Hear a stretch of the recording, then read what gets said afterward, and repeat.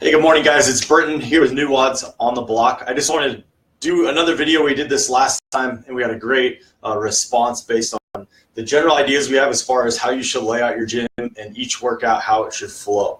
I broke up the board here real quick. We've, of course, got workout 1, 2, 3, and 4. It's flowing this direction, okay? So each row represents a workout, okay? And then we segmented the gym into 3 segments, and we'll talk more about that here as time moves forward, okay? So getting things started with workout number 1, you're going to want to have a starting mat, okay? And this needs to be clearly marked because if there's any athletes that aren't performing the movement, they're going to need to be waiting on that starting mat. So the transitions, especially here with workout number 1, it is the 4-bar facing burpees with the 100 shoulder overhead. The 2 athletes will start here. 3, 2, 1, go. 1 athlete will travel out to the lane assignment. We'll talk more about how these 2 are going to correspond with one another in a moment. But 1 athlete waits here on the starting mat. 1 athlete travels out to the field, and they're going to perform their 4 bar facing burpees. The 100 shoulder overhead, as many reps as they can do for that first set. They'll run back and tag. Make sure tagging happens here. And then athlete number 2 will make their way out, and they'll alternate back and forth as far as that goes. Now, we'll talk a little bit more about safety on these 2 workouts because you are only going to need 1 segment for that workout because there's just going to be the 1 barbell where they'll be doing the burpees and the shoulder overhead.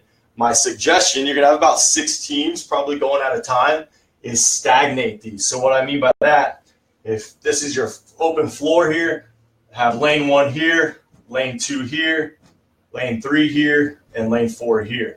Now, what you'll want to take note of is make sure on this next workout, it's flipped. Okay, workout number 4, because it's kind of the same concept as far as just 1 barbell. So in order to keep it fair for all the teams, if this team on workout number 1 only has to transfer here to here, on workout number 4, they need to transfer further. Okay, and same goes vice versa.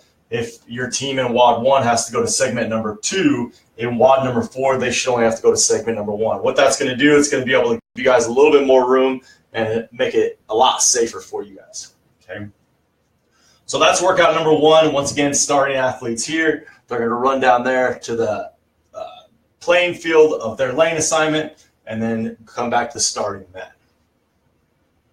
I would suggest calling time when they get back to the starting mat, and that goes for all the workouts unless it's, of course, a time frame workout. For something like this, once they finish their 100th shoulder overhead, once they cross back onto the starting mat with both athletes, that's when I would clock them and give them that time frame. Okay. Let's go and move on to workout number 2. That, of course, is the 15 wall balls, 10 dumbbell snatch, and 5 burpees. So we talked about it here. So first, our 2 athletes start here, 3, 2, 1, go. Athlete number 1 is going to travel to your wall balls. Now, I simulated a rig here over here on this side. It could also be a potential wall that you're going to use. We're not going to actually use a pull-up rig per se. So if you want to use a blank wall that has potentially your wall ball target on there, that's completely fine. So 3, 2, 1, go. Athlete number 1 travels, does the wall balls here in section number 1. Section 2, they're going to do their alternating dumbbell snatch and then do their 5 burpees. Once they're done with their 5 burpees, they'll transfer out, tag partner number 2, and bring the next athlete out. They'll sprint out, do their 15 wall balls, 10 dumbbell snatch, 5 burpees. They'll just kind of keep a smooth flow throughout that workout as far as round and round transitions. Okay. Let's go ahead and move on to WOD number 3. Okay, we got our starting mat here. Now this one, it's a flow, right? It's going to be that long chipper. So up here we have the AMRAP, now we got the chipper, but the same kind of concept as far as the flow is going to be the same. So 3, 2, 1, go. They go to the 40 deadlift. Athlete will travel out. Athlete number 2 stays here. They start on the deadlift. If they need to tag back and forth, that's fine on the barbell. And then the athlete will advance next to the rower. Now remember, the athlete not performing any of these movements needs to stay on the starting mat. So if you're doing the deadlifts and this guy's waiting to get on the rower, they have to travel back, tag that athlete, and send him to the rower. Okay, there always needs to be 1 athlete on the starting mat and 1 athlete on the playing field. Okay, so 40 deadlifts, 30 calorie row, 20 burpee box overs, and then they're going to make their way back towards the field. This is a cool workout. Depending on how you set up your stands or your place where everybody can watch from, if you set it back here kind of on this starting mat, or even down here on the flow, the spectator is going to have a nice clean view as far as who's in the lead and who's where. Because once we get to this point, you start seeing teams travel back, it's going to be very clear who's your leader, and it'll make it just a very fun, exciting event, especially getting into those last 40 deadlifts. Okay. Squat number 4 here.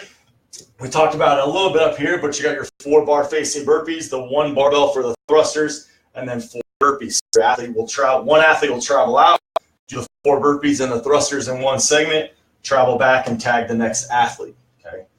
Just a reminder one more time, as far as how to lay these out, as far as safety, alternate the lanes.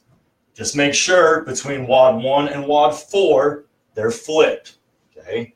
So if I'm in lane number 1 for workout number 1, and I'm in the second segment here, on this one, WOD number 4, I need to be in the first segment. So it keeps the time frame even, transition even, and it just levels the playing field for everybody, no matter what heat or what lane they're in. Okay. Guys, this is a general overview. Like I said, if you have any questions, feel free to comment on this video below. I know some of you guys tuned into the live, some of you guys will be watching this at a later time. Feel free to comment in the layers or in the comment section here on Facebook, and we'll get back to you as soon as we can. We can't wait. Burpees de Mayo is coming up soon. May 5th isn't far. So let's